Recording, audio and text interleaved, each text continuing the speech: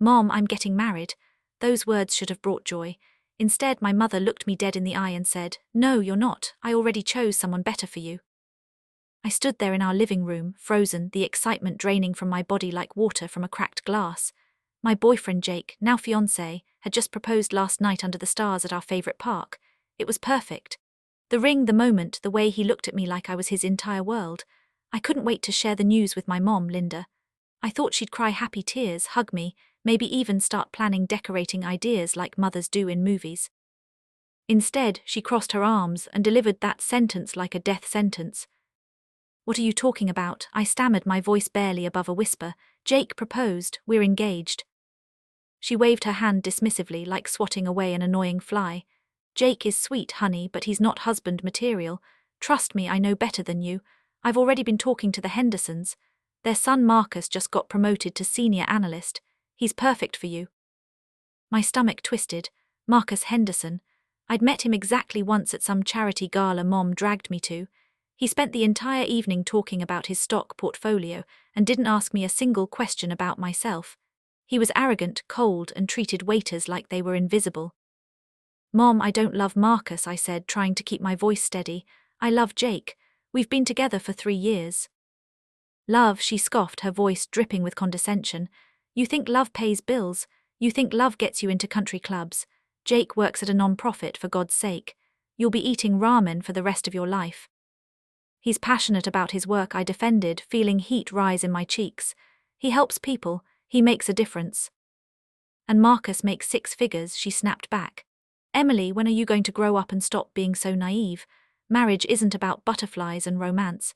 It's about security, status, building a life that people respect." "I respect Jake," I said quietly, my hands trembling. "Well, I don't," she stated flatly. "And since I'm paying for this wedding, I decide who walks you down that aisle. If you insist on marrying that charity worker, you can pay for it yourself, and don't expect me to show up." The room felt like it was spinning. My mother had always been controlling, always had opinions about my clothes, my friends, my career choices. But this was a line I never imagined she'd cross. "You can't be serious," I whispered. "Oh, I'm very serious." She picked up her phone, scrolling through something. "I'm having lunch with Patricia Henderson tomorrow. We're going to discuss engagement timelines. Marcus is expecting your call by the weekend." My throat tightened.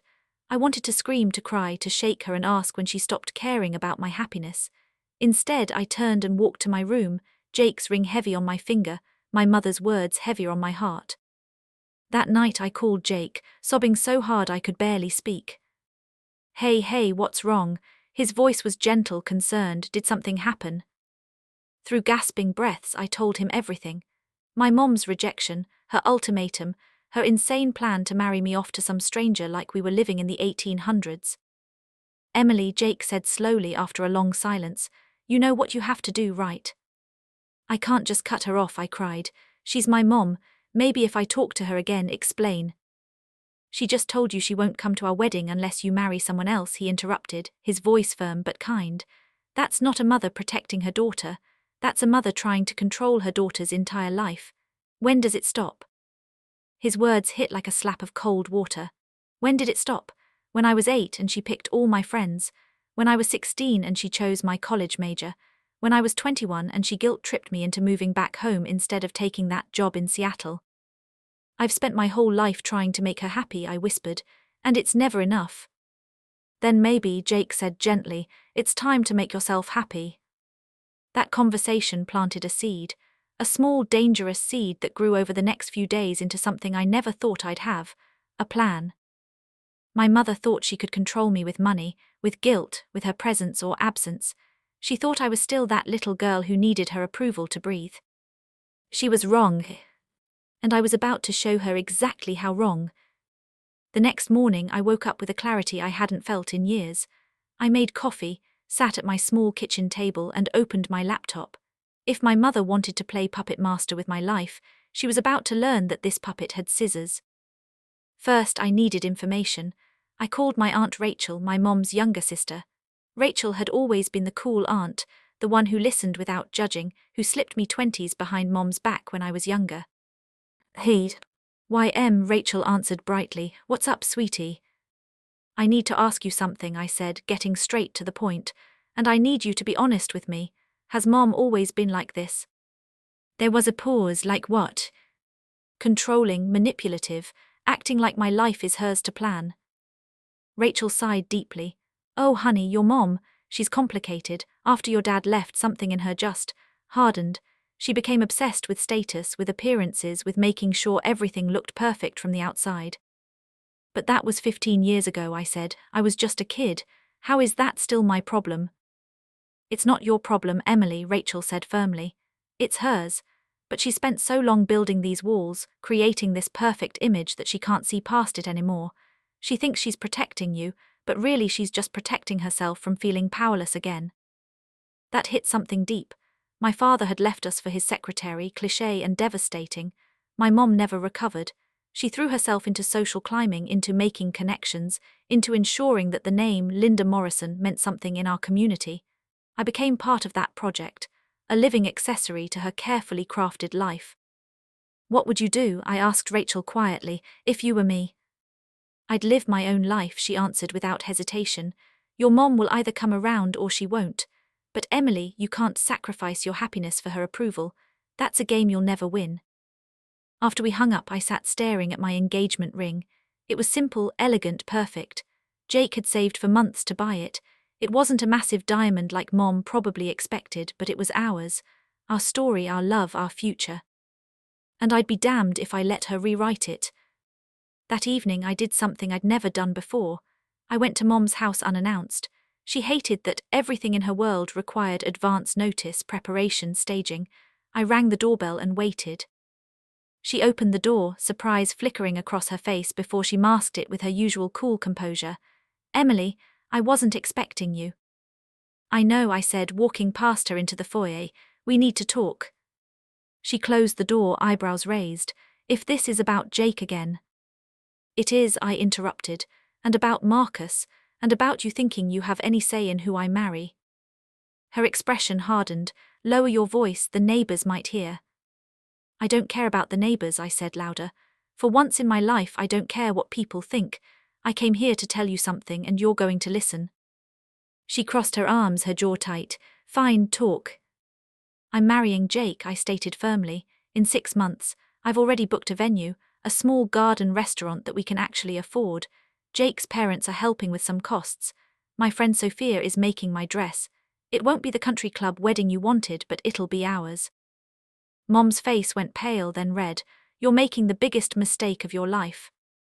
No, I said, surprising myself with how calm I sounded. The biggest mistake would be marrying someone I don't love to make you happy. I've spent 26 years doing that. I'm done. If you do this, she said, her voice shaking with barely controlled rage, don't expect a penny from me. Not for the wedding, not for your life, not for anything. I don't, I replied, I never have. Every time you've given me money it came with strings attached. This time I'm cutting all of them. She stepped closer, her eyes cold. You think you're so independent, so brave, you'll come crawling back when reality hits.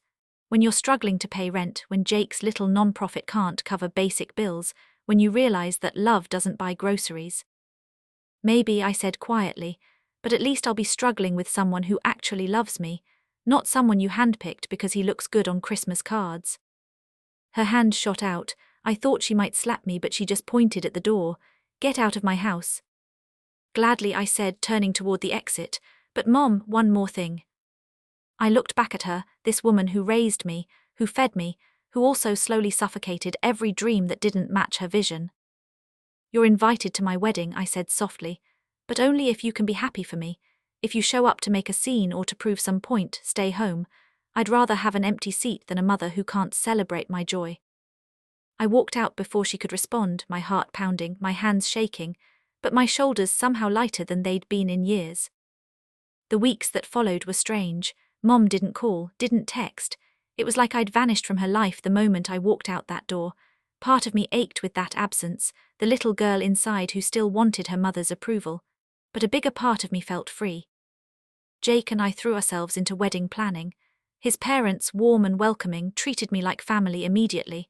His mom helped me pick flowers. His dad joked about losing his boy while RLY being thrilled. They weren't wealthy, but they were generous with their time, their love, their excitement. My friend group rallied. Sophia spent nights designing my dress, refusing payment. My college roommate offered to do photography.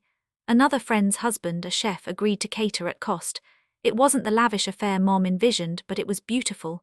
It was us. Then, about 2 months before the wedding, my phone buzzed with a text from an unknown number. "This is Marcus Henderson. Your mother gave me your number. I'd like to take you to dinner this week to discuss our future." I stared at the message, blood boiling. She actually gave him my number. She was still trying to puppeteer my life. I showed Jake, his jaw clenched. "Are you kidding me?" "Apparently not," I muttered. "She's not even trying to be subtle anymore." "What are you going to do?" I thought for a moment, then started typing. "Hi Marcus, I appreciate the message, but I'm engaged to someone I love very much. I'm not sure what my mother told you, but there is no our future. I wish you the best." I hit send and immediately blocked the number. That should have been the end of it. It wasn't. 2 days later, I came home from work to find my mother sitting on my apartment building's front steps. She looked smaller somehow, less polished. Her makeup wasn't perfect. Her hair wasn't styled within an inch of its life. "Mom," I approached cautiously, "what are you doing here?" She stood, brushing off her pants. "I came to talk, may I come up?" Every instinct screamed no, but something in her eyes, something tired and almost vulnerable, made me nod. We sat in my tiny living room, the silence awkward and heavy. "Marcus called me," she finally said. "He told me you turned him down." "I'm engaged, Mom. Of course I turned him down." She nodded slowly, staring at her hands. I thought I was helping you. I thought if I pushed hard enough you'd see reason." "Reason," I echoed, "or your version of what my life should look like." She flinched. "When your father left," she began quietly, "I felt worthless, like I'd failed, like I wasn't good enough, smart enough, pretty enough, so I built this armor. I became someone people respected, feared even. And I wanted that for you too. I wanted you protected. So you tried to control every aspect of my life." I asked, not unkindly, just honestly. "I tried to save you from pain," she corrected. "But I think," she looked up and I saw tears in her eyes, "I think I became the pain instead." The room felt suspended in time. My mother, proud, rigid Linda Morrison, was crying. "I don't know how to let go," she whispered. "I don't know how to watch you make choices I don't agree with and not intervene." "That's what being a parent is," I said softly. "Especially when your kid becomes an adult. You have to trust that you raised me well enough to make my own decisions, even the ones you think are mistakes." "What if you get hurt?" "Then I get hurt," I replied. "But I'll also get joy, adventure, love, life. And I'd rather have all of that, even the pain, than live in a perfect cage you built for me." She was quiet for a long time. "Do you love him?" she finally asked. "Jake, do you really love him?" "Yes," I answered without hesitation. "He's kind, thoughtful, passionate. He makes me laugh. He supports my dreams even when they're scary. He's my best friend." Mom nodded, wiping her eyes. "He does make you smile. I've seen your photos on Facebook. You look happy, really happy, not polite happy, actually happy." "I am," I said simply. She took a shaky breath. "I'm sorry, Emily, for pushing Marcus, for threatening to skip your wedding, for making you feel like your choices aren't good enough. You're right, this is your life. And she paused, the words clearly difficult. "I'm proud of you, for standing up to me, for knowing what you want." My throat tightened. "Thank you." "Am I still invited?" she asked quietly, "to the wedding?" I smiled through my own tears. "Of course, you're my mom, but just to be clear, you're coming to celebrate, right? Not to object during the speak now or forever hold your peace part." She let out a wet laugh. "I'll behave, I promise." We hugged, tentative at first, then tighter. It wasn't a magical fix. Years of control and resentment don't evaporate in one conversation, but it was a start. The months leading up to the wedding were a strange blend of healing and tension. Mom kept her word. She didn't push Marcus, didn't make snide comments about Jake's job, didn't try to hijack our plans. But there was still distance between us, like we were learning to be mother and daughter all over again, without the scripts we'd relied on for years. She offered to pay for my wedding dress. I declined, not out of spite, but because I needed her to understand that this wedding, this life, was something Jake and I were building ourselves. Sophia's handmade dress was more meaningful than anything money could buy. Then, 3 weeks before the wedding, everything shifted again. I was at work when my phone rang. Aunt Rachel. You need to sit down, she said, her voice tight. My heart dropped. What happened? Your mother just called me. She's planning something for your wedding, something big. Ice flooded my veins. What kind of something? She wouldn't give me details, but she mentioned surprises, making things right, and showing Emily what a real wedding looks like. I'm worried she's about to sabotage everything. I closed my eyes, exhaustion and anger warring inside me.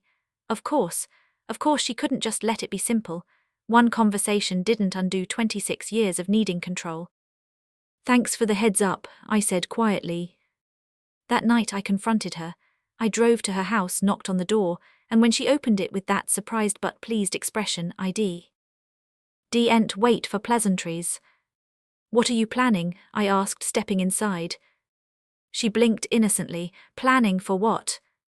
Rachel told me you're planning some big surprise for my wedding. Mom, we talked about this. You promised. I promised to behave, she interrupted smoothly. And I will, but that doesn't mean I can't contribute. Emily, you're my only daughter. This is your wedding day. Let me do something special for you. Every alarm bell in my head was ringing.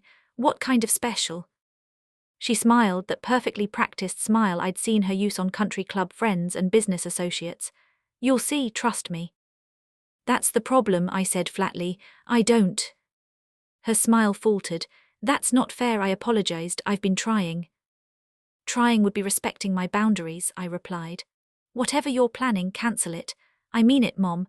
If you show up to my wedding with some grand gesture that's really just about you controlling the narrative again, I will ask you to leave. Her face hardened. You'd throw your own mother out of your wedding? If she's there to make a spectacle instead of support me, yes. We stared at each other across her pristine living room, two women who shared blood but barely understood each other anymore. Fine, she said coldly.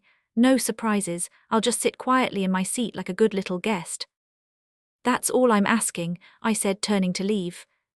But as I walked to my car, I couldn't shake the feeling that this wasn't over. The week before the wedding, things got worse. Jake called me at work, his voice strange and tight. You need to come home, now. I left early, my manager waving me off with a knowing smile. She thought it was wedding jitters. If only. When I got to our apartment, Jake was sitting on the couch, a stack of envelopes in his hands. Expensive-looking envelopes with gold trim. What are those? I asked. He handed me one. I opened it and my breath caught. It was a wedding invitation, but not our wedding invitation, the simple, elegant cards we'd ordered from a local print shop. This was embossed, gold-leafed, formal, and it was addressed to people we didn't invite. Linda Morrison cordially invites you to celebrate the marriage of her daughter Emily Morrison to Jacob Matthews at the prestigious Ashford Estate Country Club. There are 50 of these, Jake said quietly.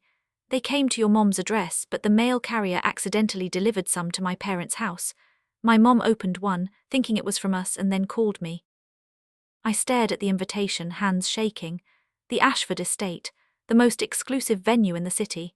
The place Mom had always dreamed I'd get married. The place that cost more than Jake and I made in 6 months combined. She's throwing a second wedding, I whispered. She's planned a whole other event. Jake ran his hands through his hair. The date is the same as ours, same time. She's literally competing with our wedding. I felt like I'd been punched in the stomach. All her promises, all her apologies, all her talk about being proud of me, it was a performance. She never changed. She just got better at hiding her schemes. We need to call her, Jake said. No, I replied, something cold and clear settling in my chest. We need to go see her. We drove to her house in silence, Jake's hand gripping mine so tight it almost hurt. When we arrived, her car was in the driveway. I didn't knock. I used my old key and walked straight in. She was in her home office on the phone, surrounded by wedding magazines and colour swatches. Yes, the ice sculpture in the shape of swans, exactly. And make sure the champagne is. She looked up, saw us, and her eyes widened. I'll call you back. She hung up slowly, carefully, like she was buying time to construct her defense. Emily, Jake, what a nice surprise. I threw the invitation onto her desk. What the hell is this? She glanced at it, then back at me, her expression unreadable. I can explain. Explain how you planned an entire second wedding without telling me. Explain how you invited people I don't even know to some country club fantasy that has nothing to do with what Jake and I actually want. I was going to tell you, she said, standing up. I was waiting for the right moment. There is no right moment for this, I shouted, and I never shouted. Jake's hand found my back, steadying me. You promised. You looked me in the eye and promised you'd respect my choices. And I am, she insisted. But Emily, that little garden restaurant, it's not enough. People will talk. They'll say I couldn't even afford a proper wedding for my daughter. This is about protecting you. This is about protecting yourself, Jake cut in, his voice steady but hard. This is about your image, your status, your need to control how things look. It's never been about Emily. Mom turned to him, her eyes flashing. You don't get to speak to me like that in my own home. And you don't get to hijack our wedding, he shot back. We're not props in your social performance. She opened her mouth, closed it, then turned to me. Emily, please, just think about it. The Ashford estate, a real wedding, the kind of day you deserve. I'm getting the day I deserve, I interrupted, my voice breaking. I'm marrying the man I love in a place that means something to us, surrounded by people who actually care about our happiness. Not your guest list of strangers who'll judge the napkin colors and forget my name by dessert. You're being unreasonable, she said, but her voice wavered. No, I replied firmly. I'm being free and you can't stand it. The room fell silent, except for the ticking of her antique clock. Here's what's going to happen, I continued. You're going to cancel that country club event, all of it. The venue, the caterer, the swan ice sculptures, everything. And if even one person shows up to the Ashford estate on my wedding day thinking they're attending my celebration, you will never see me again. Do you understand? Her face went pale. You can't mean that. Try me, I said. I walked away once, I can do it again, permanently. For the first time in my life, I saw something in my mother's eyes I'd never seen before, actual fear, not of embarrassment or social consequences, but of losing me. Emily, she whispered. Cancel it, I repeated, or lose me, your choice. Jake and I walked out, leaving her standing in her office, surrounded by the wreckage of her fantasy wedding for a daughter she never really knew. The next 48 hours were radio silence. No calls, no texts, nothing. I didn't know if she'd cancelled the country club event or if she was doubling down out of pride. Then 2 days before our wedding, a text came through. It's cancelled, all of it. I'm sorry, I'll see you Saturday. Just tell me where to sit. I showed Jake, he read it, then looked at me. Do you believe her? I don't know, I admitted, but I guess we'll find out. Our wedding day arrived warm and bright, the garden restaurant draped in fairy lights and wildflowers. It was small, maybe 50 people, but every single one of them was there because they loved us, not because they were on some obligatory social list. I stood in the tiny bridal room, Sophia adjusting my handmade dress one last time. It was simple, elegant, with lace sleeves she'd sewn by hand. I felt beautiful. There was a knock at the door. Aunt Rachel poked her head in. There's someone here to see you, she said carefully. My stomach dropped. If it's Mom with some last minute. It's Mom, Rachel confirmed, but she's alone and she's crying. I exchanged a glance with Sophia, who squeezed my hand. Want me to stay? No, I said, I need to do this. Mom stepped in and I barely recognized her. She wasn't in some elaborate designer gown. She was wearing a simple navy dress, her makeup understated, her hair softly styled. She looked like a mother, not a society maven, just a mother. Hi, she said quietly. Hi, I replied. She took a shaky breath. I cancelled everything. The venue, the caterers, the photographer I'd hired without telling you, all of it. I even sent apology emails to the people I'd invited, explaining that I'd made a terrible mistake. I nodded slowly. Okay. And I need to say something before you walk down that aisle. She stepped closer, tears spilling freely now. I was wrong, not just about the second wedding, about everything. I spent so long trying to create the perfect life, the perfect image, that I forgot the only thing that actually mattered was you. Your happiness, your choices, your life. My throat tightened.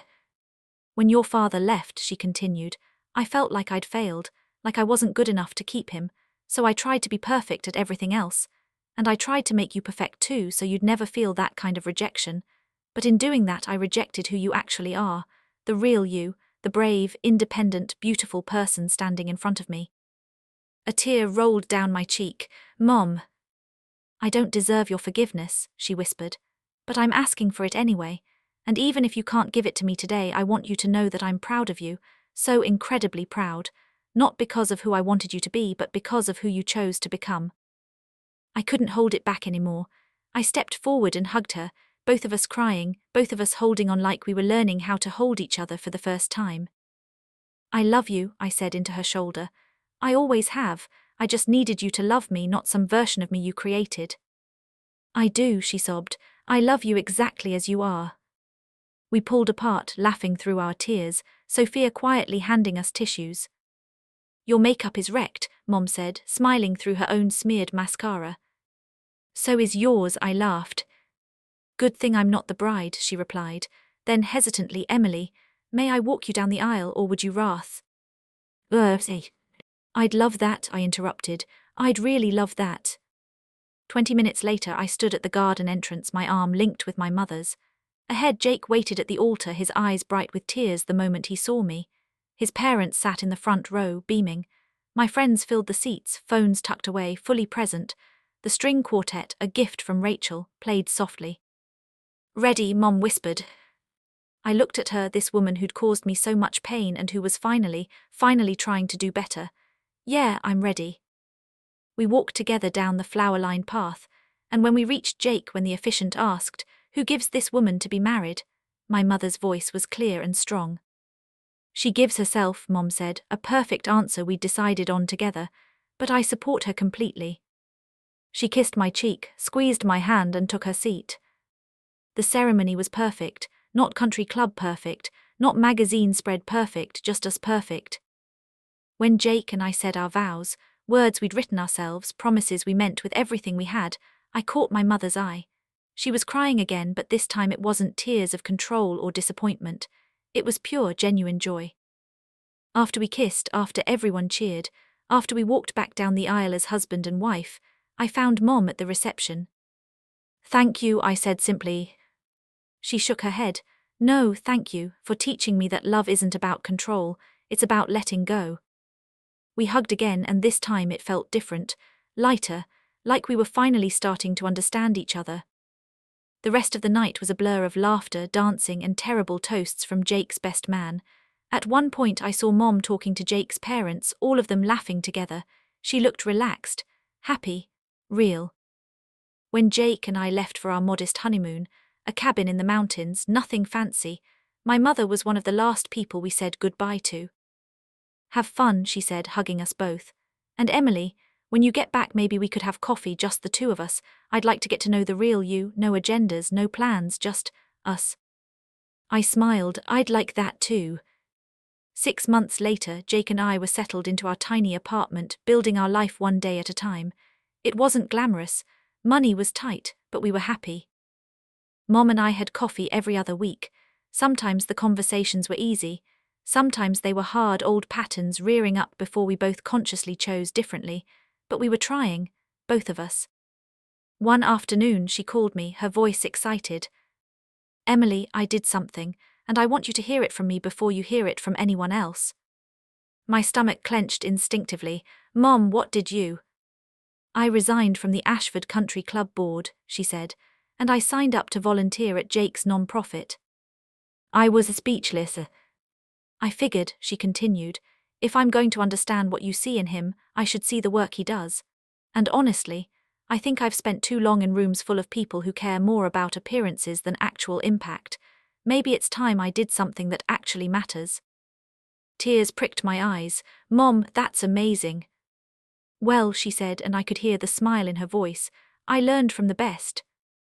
We talked for another hour, about her first day volunteering, about the people she'd met, about how different it felt to be somewhere because she wanted to be, not because she was maintaining an image. When we hung up, Jake looked at me from the couch. Everything okay? Yeah, I said, curling up next to him. Everything's actually really okay. He kissed the top of my head. Told you. Told me what? That choosing yourself would change everything. And he was right. Standing up to my mother, refusing to let her rewrite my story, insisting on living my own life, it didn't just change my future, it gave her permission to change too. To step out of the rigid role she'd built for herself and discover who she actually was underneath all that armor. My mother said no to my wedding because she thought she was protecting me. In the end, I said no to her control and protected us both.